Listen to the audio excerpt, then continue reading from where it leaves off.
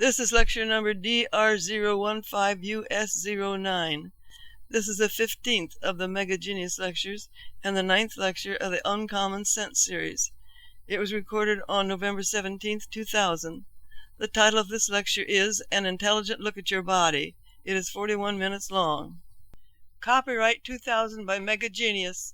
All rights reserved. This lecture is protected by internationally valid copyright.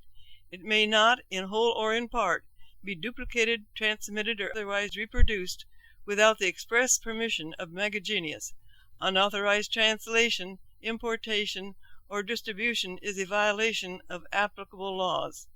Mega Genius is a United States federally registered trademark and service mark. And now, here is Mega Genius. Here is a conclusion of average intelligence. Human beings are basically complex organisms which are being progressively understood as a result of continual scientific breakthroughs. I have bad news and good news. The bad news is that in the final analysis, modern science has failed you pitifully. The good news is that the situation can be intelligently remedied. Modern science has sold you a multitude of conveniences, many of which you don't need, and most of which you would be better off without. It has unleashed a barrage of near instantaneous communications, little of which is worth the transmission or the receipt. Although it has effected some increase in your life expectancy, it has failed to meaningfully enhance the quality of those few additional years. The chances are greater than ever that you will die in a hospital, heavily drugged, and sustained with artificial life support beyond the point of passing naturally and with dignity. In spite of all that science today has to offer, you will probably never live to be 100. It will just feel that way. Think about it. Has the discovery of black holes and pulsars improved the quality of your own life? Does the transport or deposit of nuclear waste in your country enhance your future or that of your children? Are you happier, or is your life more purposeful for having been taught that you descended from the apes? Have you ever felt that somewhere the road angled right and science stumbled left? So have some of the world's most renowned scientists in their later years. Now, the trouble is not that science does not have all the answers. It's aware of that, and I am not leveling that charge.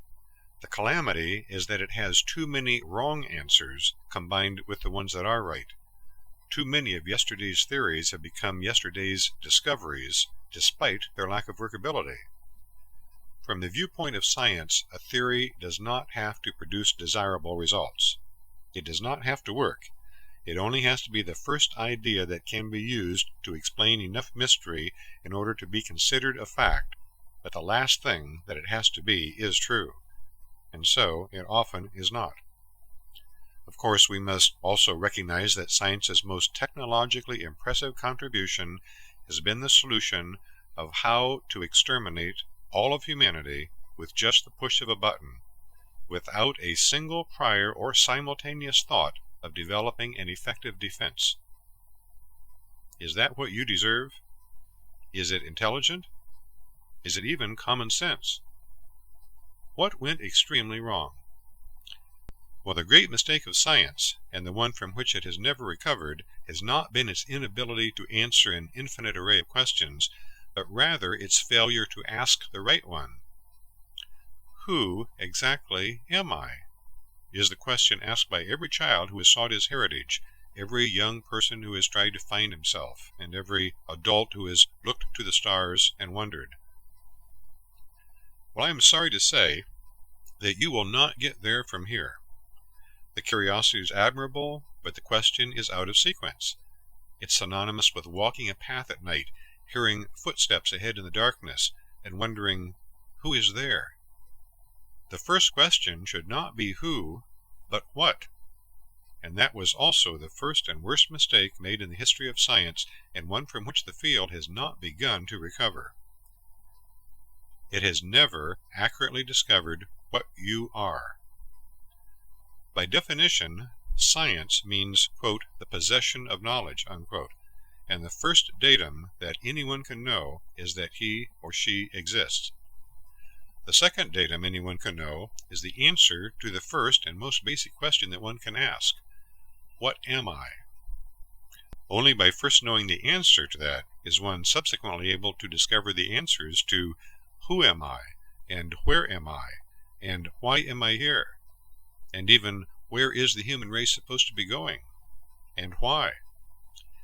Instead, science limited its attention, failed to examine thoroughly, and assumed, with excruciatingly minimal evidence, that you are a few dollars worth of strangely animated fresh meat that mysteriously thinks, remembers, and creates by some incomprehensibly complex means that science promises it's on the verge of explaining to you tomorrow morning. Well, I'll challenge that promise, without reservation. The only thing that science will ever explain to you about those matters is that it doesn't quite understand them yet. 1,000 eminent authorities with the very best credentials, swearing that they are on the right track, are best judged by their results produced. Accordingly, I do not think that billions of human beings who supposedly descended from their great ad infinitum granddaddies, the monkey men, captive on a planet that could momentarily explode in an all-enveloping nuclear holocaust at the whim of a madman, is either where you came from or where you ought to be going. And unless you have a vested interest in believing otherwise, as many do, I don't think it's where you think you originated and should be going either. So, in brief, that's why you, and many scientists themselves, are unable to grasp the complexities of the latest theories about the relationships of subatomic particles, the effects of black holes, and the workings of so-called time warps and other dimensions, while science remains baffled by elementary puzzles such as effectively curing the common cold, or a simple case of depression. It's also why you have too many modern gadgets you would be better off without, while science has yet to satisfactorily and accurately define the word life. Remember, science proposes to intelligently investigate and subsequently discover truth. For it then to conclude that life is, quote, the period between birth and death, unquote, or, quote, a force or principle that animates things, unquote, or, quote, a quality that distinguishes a living body from one that is dead, unquote, and then to look no further, is worse than ineptitude. It is a bedfellow with treason. The first thing to know about what a human being is what it is not, an answer revealed by the genius formula in a cognitive flash. A human being is not a body, which is where science veered into the ditch and wallowed in the mud from which it, seeing nothing else around, finally concluded that life must have originated. Here is a megatruth. A human being is a life entity who inhabits a body. Now, the life entity is a life unit, cause, or spirit, and the body is a machine, the two of which are as separable, different, and distinguishable as life and death. Here is another megatruth. The body is not just something like a machine or similar to a machine. The human body is really a machine. It is, in fact, a mechanical assemblage of parts with an advanced electronic structure that receives energy both from food and from the potentially independent life entity that inhabits it, which it converts into motion for performing a multitude of tasks. The body is a carbon-oxygen engine that functions optimally at approximately 98.8 degrees, not 98.6 degrees Fahrenheit. It's a conveyance, an inhabited vehicle, not at all dissimilar to an automobile, if you please. Although the word automotive means self-propelled, an automobile will not operate properly without a driver, and neither will your body. It is you, the life entity, who is in the driver's seat. Here is another megatruth. bodies are operated through brains, not by brains. That is why you will never live to see the day that science understands and satisfactorily explains precisely how a brain considers, decides, remembers, or even thinks a solitary thought. The brain never has and never will. To understand the human body better, let's imagine what would be involved in constructing one. First, we will need a frame to build upon, so we will use a couple of hundred bones as the skeletal structure. 2 powerful legs will function as the drive mechanism to get it where we want to go, and also as brakes to control the machine's forward and occasional reverse movements. Matching feet will serve as long-wearing tires. Now, of course, to operate the vehicle at all, we will need an esophagus for our fuel intake system, a stomach for a fuel tank, and a heart for a fuel pump to regulate and distribute the fuel efficiently. And we will need a liver to act as a self-cleaning fuel filter so that it doesn't unexpectedly stall due to a clogged fuel line. We should install both lymph and blood vessels as a transmission system, and we will need transmission fluid too. A bit of lymph fluid and about 6 quarts of blood should do nicely. For a water filter, let's add kidneys, and lungs can serve as both a carburetor and an efficient ventilation system. Now, what are we missing? We will need nostrils for our air intake, a brain and plenty of nerve channels for our electronic ignition, electrical system, and instrument panel, and an excretory system to handle the machine's non-combustible byproducts and miscellaneous exhaust. 2 eyeballs will make fine headlights, focusable through the range from parking lights to high beams, with eyelids and eyelashes as dual windshields and windshield wipers, and tear ducts as windshield washers. For ultra-modern self-repairing upholstery, we will attach flesh and skin with pores, which will function as factory-installed air conditioning. In addition, we will include a large mouth for an adjustable horn, a larynx as a combination radio and sound system, 2 ears for stereo, artfully applied makeup as a luxurious paint job, and a few articles of jewelry to imitate the accent of chrome. Oh, and the latest style of sunglasses will tint the windshield superbly. Our most technologically advanced edition is now available in a variety of colors: black, brown, red, white, and yellow, in every possible hue. 2 fully compatible lines, male and female, and 3 distinct models: the endomorph, the mesomorph, and the ectomorph. The vehicle's exteriors clean beautifully and are naturally resistant to the elements and normal wear and tear. Arrangements may be made for detailing and refinishing as needed at fine body salons everywhere. All models are occasionally available with desirable extras, although orders for such limited editions are not being accepted at this time. Care should be exercised to prevent the contents of the fuel tank from exceeding the recommended maximum capacity, and reasonable care should be given to the selection of appropriate fuels and miscellaneous additives for the performance enhancement of the vehicle and the amusement of the owner. Combustibles with particularly high alcoholic content may result in sudden and unexpected redistribution of the machine's center of gravity, accompanied by frequent and audible vapor lock. Most of the machine's parts are repairable or replaceable if damaged or defective by automotive surgeons and other specialized mechanics at substantive to highly questionable prices. Ambulance facilities for towing are generally available upon request. Failure or damage resulting from imbalance, overloading, collision, accident, fire, vandalism, abuse, misuse, negligence, and improper repair, however, is not covered by warranty. Missing parts and defects in material and workmanship, and labor, parts, and other costs associated with recommended maintenance are the sole responsibility of the owner. All models are available on an as-is basis only, at factory cost, plus delivery charges, 9 months subsequent to mutually acceptable negotiations.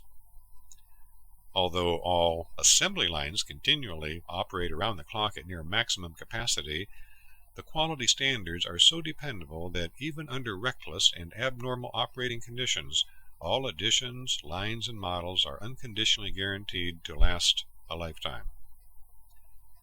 Now, what's wrong with this picture? What's the outstanding difference between these machines and almost every other kind of machine manufactured by man? It's that not one of these wondrous machines called the human body is ever delivered with an owner's manual. You would not attempt to operate a brand new automobile without one, or a computer, or a telephone answering machine, or even a modern wristwatch. Don't you think you really ought to have an owner's manual for something as complex and valuable as your body? Of course, one might think that after millennia of trial and error, we would have it all figured out. The Genius formula, however, indicates that we do not. Rather, it reveals many areas of major importance regarding the operation of the human body that have traditionally been misunderstood entirely. Maybe someday, after I have devised a supremely accurate intelligence test and completed work on a plan that will enable one to die and still take it with him, and finish some research into the relationships between other universes, I may sit down and write a comprehensive instruction book for the care of the human body. In the meantime, I'll address one of those traditionally misunderstood areas that has far-reaching and dire ramifications due to the absence of an owner's manual. Just as you would not add sugar or many other substances to the gas tank of your automobile, or milk to your power steering fluid, or honey to your transmission fluid, or water to your crankcase, neither would you drink gasoline, power steering fluid, transmission fluid, or motor oil yourself. Although your automobile and your body are both machines in every sense of the word, they are different types of machines. Consequently, if you indiscriminately incorporate certain additives into the machine you call your body, your carelessness or ignorance may easily result in serious or even catastrophic effects. The trick is to know which substances work and which ones don't. Although sugar, milk, honey, and water don't necessarily appear to be significantly detrimental to the human body, neither did saturated fats, for example, until scientists abruptly changed their minds. What supposedly constituted a healthy diet only a few years ago is widely considered harmful today. Scientists are still far from having it all figured out, but the point is that unless you thoroughly understand all the ramifications of what you are ingesting, you may discover too late that the big red candy cane that you are trying to gnaw a chunk from was cooked up by Alfred Nobel. What common actions and substances are far more destructive to the human body than is commonly realized? The Genius formula indicates that there are 4 categories. The first is radiation. Just because its application can sometimes result in apparently good effects, such as the destruction of cancerous growths and other unwanted human tissue, does not mean that it is without extensive, unrecognized, undesirable effects as well. In addition to any well-intended and desired effects, the absorption of radiation always produces insidious, long-term, detrimental effects, which the body is unable to remedy due to its inability to cleanse the radiation from its tissues. As radiation accumulates in the body through X-rays, radiation therapy, exposure to nuclear waste, and the like, the body will finally begin to respond against the threat that it's been unable to eliminate rationally by reacting irrationally, in desperation. Cells grow wildly, tumors begin to appear. The diagnosis is cancer. You have seen the increasing statistics. It is neither a coincidence nor news to science that there is a clear relationship between exposure of the human body to radiation and the development of cancer. Unfortunately, however, it does not end there. The accumulation of radiation in the bodies of those who subsequently have children increases the likelihood that those children will be miscarried or born with physical and mental defects. Unless society takes definitive action to minimize its increasing exposure to the many sources of radiation extant in our civilization today, The undeniable relationship you will see developing tomorrow between those two factors will not be a coincidence either. Here's a megatruth. Science has barely begun to comprehend the sinister effects of radiation. The second category is chemicals that are antipathetic to the body. I don't mean salt water, soaps, or a tall glass of lemonade. I mean many pesticides, insecticides, strong solvents, dyes, paint removers, some food additives, and so forth. For the most part, if it smells bad, or you would not want to drink it, or it produces a strong chemical effect, I would reconsider before I inhaled its fumes or allowed it to contact bare skin. These sorts of compounds are less likely to result in the gamut of cancers and deformed offspring, but with frequent or prolonged contact, they will actually and certainly lower your score on any standard intelligence test. Carelessly and frequently placing your body in direct contact with them is not the route to thinking like a genius. As a result of being absorbed into the body through skin or other membranes, they will also produce a cumulative effect in the form of a decreased sense of well-being, a less effective immune system, slower reflexes, and a lowered awareness. Now, if you have an excess of wits about you, or a shortage of friends, you may choose to disregard this category. Then, in a few years, the world's problems will no longer bother you, and many people who believe a sucker is born every minute will be thrilled to make your acquaintance. Of the common actions and substances that are far more destructive to the human body than is commonly realized, there are two more categories that can easily turn any showroom model into a junkyard wreck. The third category is the most ruinous to society at this time. The subject is drugs, and although a volatile issue, it must be addressed. One way or another, it is substantially affecting your life. Just because a substance ingested, injected, or otherwise absorbed into the human machine produces recognizable, rapid, and perhaps even desirable effects when it's administered, is not an intelligent reason to assume that those are the only effects that will result. The Genius Formula reveals that in addition to all commonly realized side effects, all drugs produce long-term mental and physical damage of an extent and nature not previously recognized. Just as a few hours in the bright sun at the beach may be just what you want today, tomorrow's sunburn may find you in agony due to your foolishness. Drugs, however, burn the user in ways that are much more obfuscated and destructive. Now, some years ago, the President of the United States declared war on drugs. What happened? Well, the same thing that happened in the declared wars on poverty and crime. We lost the war. Why?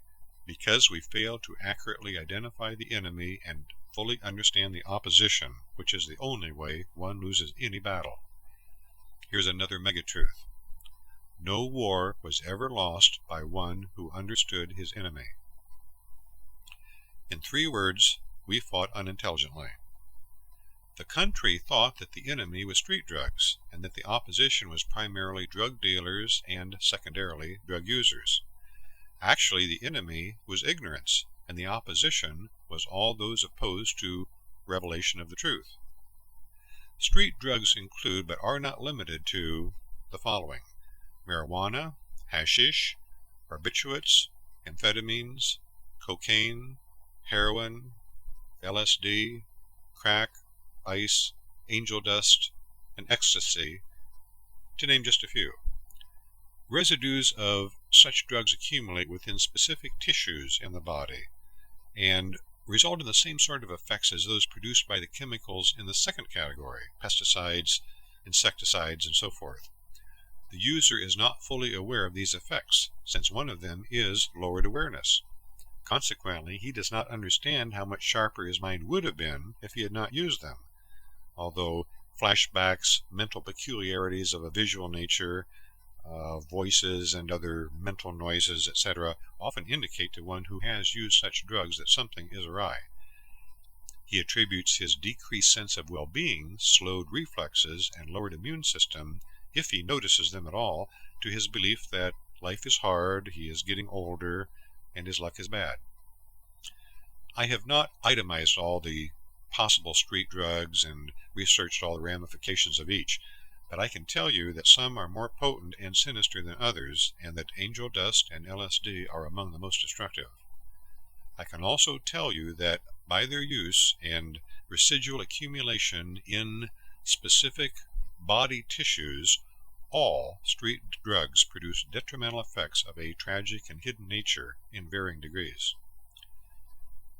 What about the tablets one takes for pain, the capsules for depression, the pills for practically every malady known to man? What about those drugs, miracle drugs, the legal ones? In truth, they never really cure anyone of anything. Rather, they temporarily mask the symptoms, while the real cause of the headache, depression, high blood pressure, angina, back pain, or what have you, remains entirely unaddressed. Drugs do not cure basic causes. They alleviate symptoms.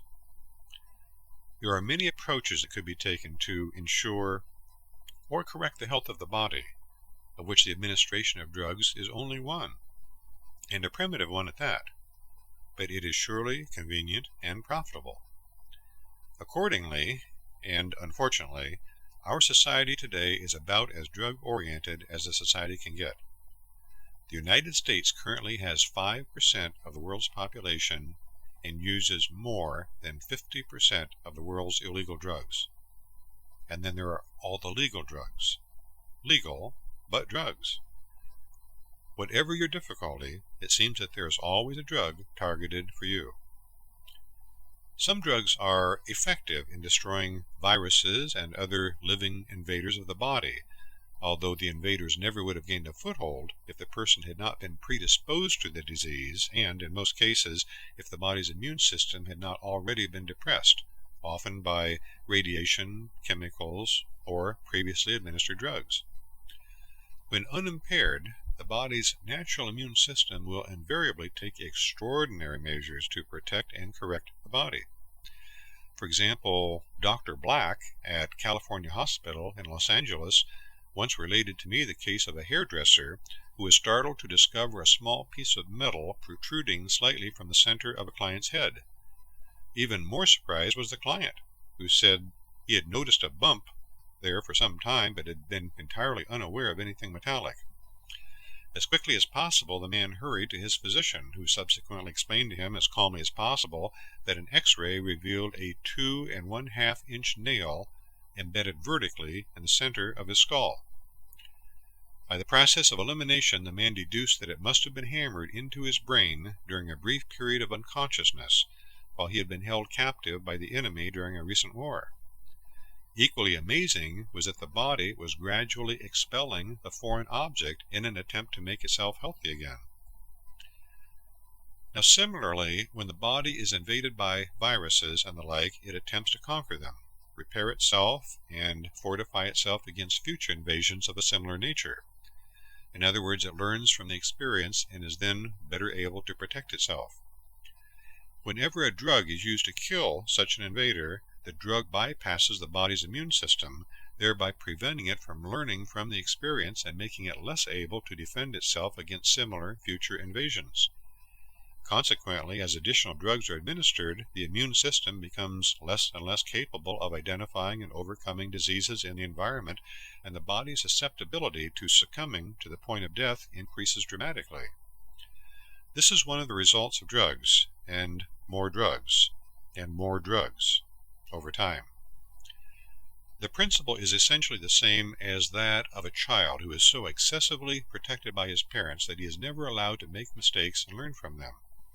He will have a devil of a time trying to survive later, and will even reflect a decreased life expectancy as a result. Another example would be a butterfly struggling to emerge from its chrysalis. If you just watch, it will soon succeed, dry its wings, and fly away. But if you interfere by assisting the creature too much in its escape, its wings will never develop fully, and its health and ability to survive is greatly impaired. The struggle is a requirement for the insect's survival. In the case of continual drug use by a society, the effect is magnified with each new generation as the people become increasingly susceptible to sudden outbreaks of new diseases and mysterious variations of old ones, which finally sweep like plagues in the absence of new cures. Within about 50 years of the time that sailors from the whaling ships and missionaries from Boston began arriving in the Hawaiian Islands in the early 1800s, approximately 85% of the native Hawaiian population had been exterminated by the introduction of common diseases against which the immune systems of the Hawaiians had no defense.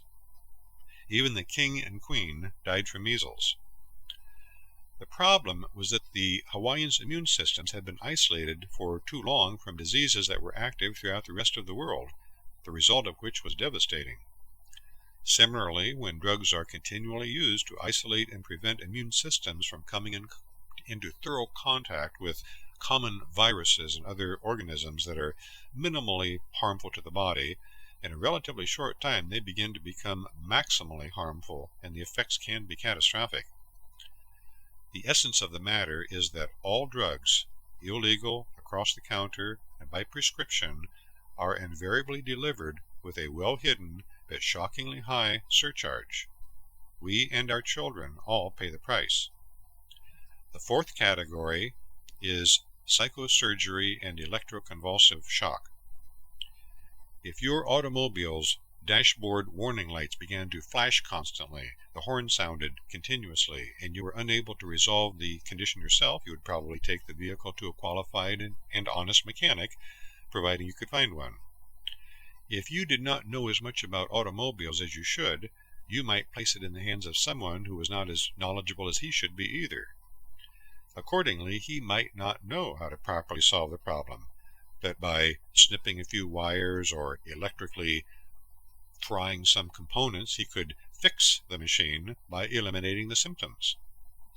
Now, the fact that neither your license plate and glove compartment light still work, nor your voltmeter, was part of the cost of doing business with a second-rate mechanic. In a like manner, when one is excessively bothered by recurring thoughts, or cries continually, or is otherwise depressed for an extended period, if he does not know as much about the matter as he should, he might find his brain in the hands of someone who is not as knowledgeable about the body's electrical system as he should be either. Psychosurgery in the forms of lobotomies, which is slicing the brain's frontal lobes, topectomies, which is coring sections of the brain like an apple, and transorbital leucotomies, which is inserting an ice pick behind the eyes and ripping through the brain matter, are psychiatric butchery.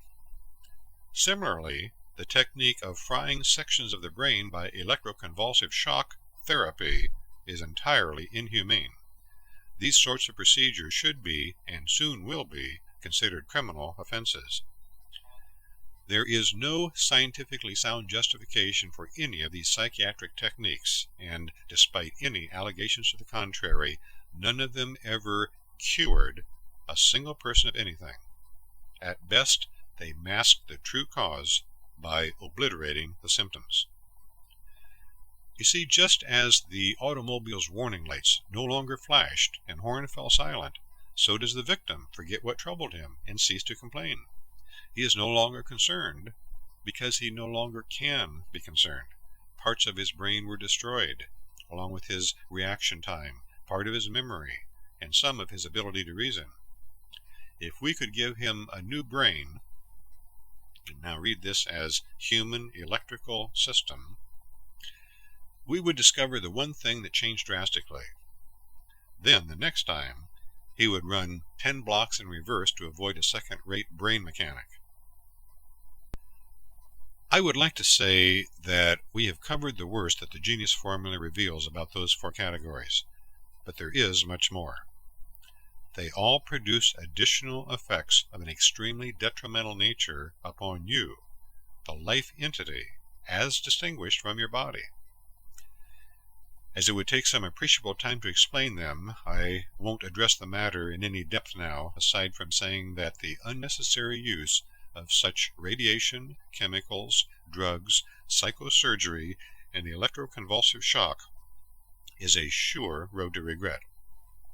In brief, the human body needs to absorb clean air, clean water, nutritious foods with small amounts of some basic minerals, and a little sunlight. Now beyond that, I would begin to step gingerly and with eyes wide open. So, how are we doing in comparison to 100 years ago? For example, how is our air we breathe?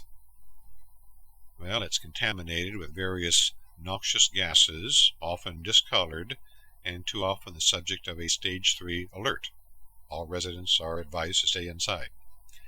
Oh yes, and it smells bad. Well, how is our water? Let's see, it's polluted, often discolored, and rains down as acid.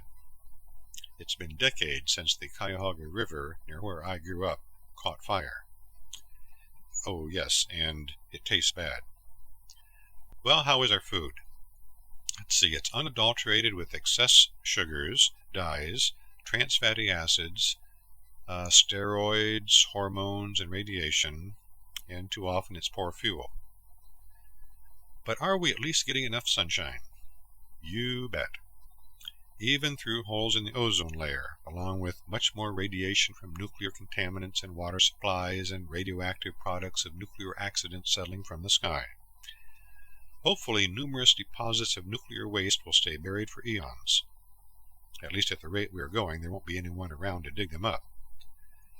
Now, to all of this, add an incalculable number of excessively used pesticides, insecticides, strong solvents, and other easily contacted household and industrial chemicals, a daily diet of more drugs than the manufacturers and distributors have discovered uses for, and, if one gets discouraged enough, a bit of high-tech hacking and electrocution to the brain. Just what every body needs. And finally, if there is any sign of life tomorrow, we can always push the button. Thank you, science. The silence will be for you. Please take your bow now and then stand way over there where I can see you. Now, if anyone thinks I'm being unfair to scientists, differentiate, as I do, between the fields of science and each member of the scientific community. I am evaluating the field in general based upon its results, lack of foresight, and where those results have taken us.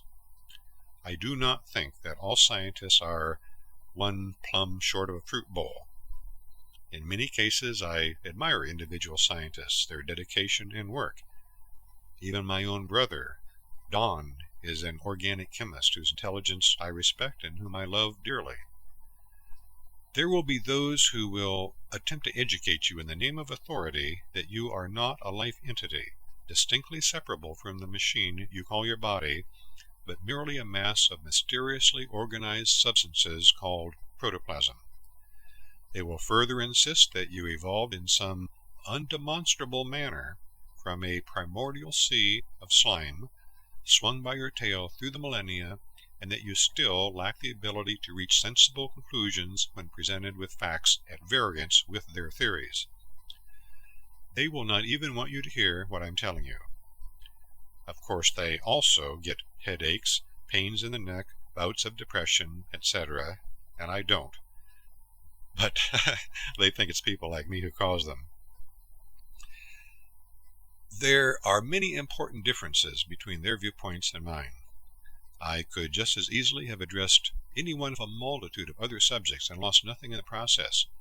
I chose to review the human body and some of the processes and substances to which we subject it, only because the Genius Formula indicates it's crucial that I do so. To have selected this subject instead of some other one feeds no personal conviction of mine, or adds a single coin to my pocket. Not so with the opposition. They are obviously identifiable. Just look thoroughly for their vested interests. A further difference is that I don't care if you listen to the allegations or read the theories of those who oppose these revelations of the Genius Formula. In fact, I hope that you do. It will only help to prove my points. Lastly, it is not my intention to give you medical advice or interfere with any advice you may receive from a licensed medical practitioner, or suggest any methods for the treatment or prevention of any specific diseases. I am not telling you what should or should not be administered to your body. It is your body, and you should make the final decision. I can easily imagine circumstances under which the rightness of using some of the items noted in the categories would outweigh the wrongness of not using them. My only intention is to intelligently determine the common actions and substances that are more injurious to the human machine than is commonly realized, according to the genius formula, and state that conclusion for both your consideration and for the benefit and survival of our future generations. It is as follows, and this is a megatruth. Radiation, many chemicals, drugs, and psychiatric brain alteration have detrimental effects on both the body and life entity. Now, again, a conclusion of average intelligence would be as follows. Human beings are basically complex organisms which are being progressively understood as a result of continual scientific breakthroughs. A conclusion of superior intelligence would be human beings are immaterial spiritual entities who can think, remember, and create entirely independent of their machine bodies that they operate electronically through brains. Consequently, if you had ever been issued an owner's manual, as you should have been, that would have been the gist of Chapter 1.